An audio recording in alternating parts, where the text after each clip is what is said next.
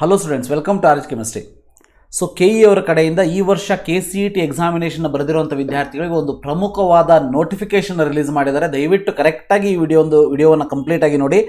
So ಇಲ್ಲಿ ಅವರು ಏನು ಹೇಳ್ತಾ ಇದ್ದಾರೆ ಅಂತಂದರೆ, ಸೊ ಯಾರ್ಯಾರು 2022ರ ಅರ್ಜಿಯಲ್ಲಿ ಒಂದು RD ನಂಬರ್ನ ಹಾಕಿರ್ತಾರೆ, ಯಾರ್ಯಾರು ಅವರು ಜಾತಿ ಆದಾಯ ಪ್ರಮಾಣ ಪತ್ರ ಇರಬಹುದು, ಆದಾಯ ಪ್ರಮಾಣ ಪತ್ರ ಅಂದರೆ income certificate, income caste certificate, Hyderabad Karnataka. So ಈ 3 ಸರ್ಟಿಫಿಕೇಟ್ಗಳ RD ನಂಬರ್ನ ಹಾಕಿ ಅಂತ ಹೇಳಿರ್ತಾರೆ. ಸೊ ಈಗ ಏನು ಮಾಡ್ತಾ ಇದ್ದಾರೆ ಅಂತಂದರೆ, KE ಅವರು ಆ RD ಸಂಖ್ಯೆಯನ್ನು ತೆಗೆದುಕೊಂಡು ಆನ್ಲೈನಲ್ಲಿ ಪರಿಶೀಲನೆಯನ್ನು ಮಾಡ್ತಾರೆ. ಅಂದರೆ ಆ RD ಸಂಖ್ಯೆಗಳನ್ನು ಯಾವ ತಹಶೀಲ್ದಾರ್ ಆಫೀಸಿಂದ ಕೊಟ್ಟಿದ್ದಾರೆ, ಅದು ಕೊಟ್ಟಿರೋದು ಕರೆಕ್ಟ್ ಹೌದೋ ಅಲ್ಲವೋ ಇವೆಲ್ಲವನ್ನು ಚೆಕ್ ಮಾಡ್ತಾ ಇದ್ದಾರೆ. ಸೊ ಇಲ್ಲಿ ಹೇಳಿರೋದು ಇಷ್ಟೇ.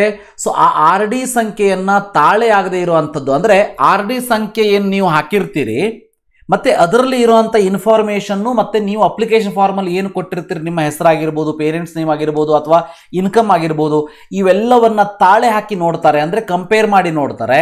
ಹಾಗೇನಾದರೂ ಕಂಪೇರ್ ಮಾಡಿದಾಗ ರಾಂಗ್ ಅಂತ ಅನಿಸಿದರೆ ಅಂತಹ ಅಭ್ಯರ್ಥಿಗಳ ಒಂದು ಪಟ್ಟಿಯನ್ನು KE ವೆಬ್ಸೈಟಲ್ಲಿ ಬಿಡ್ತಾರೆ. ಸೊ ಅದನ್ನು ಬಿಟ್ಟ ಮೇಲೆ ನಿಮಗೆ RD ಸಂಖ್ಯೆಯನ್ನು ತಿದ್ದುಪಡಿ ಮಾಡಿಕೊಳ್ಳೋದಕ್ಕೆ ಅವಕಾಶವನ್ನು ಕೂಡ ಮಾಡಿಕೊಡ್ತಾರೆ. ಅಂದರೆ ಯಾರಾದರೂ RD ಸಂಖ್ಯೆ ರಾಂಗ್ ಹಾಕಿದ್ದಿದ್ರೆ ನೀವೇನು ವರಿ ಮಾಡ್ಕೊಳ್ಳೋಂಥ ಅವಶ್ಯಕತೆ ಇಲ್ಲ.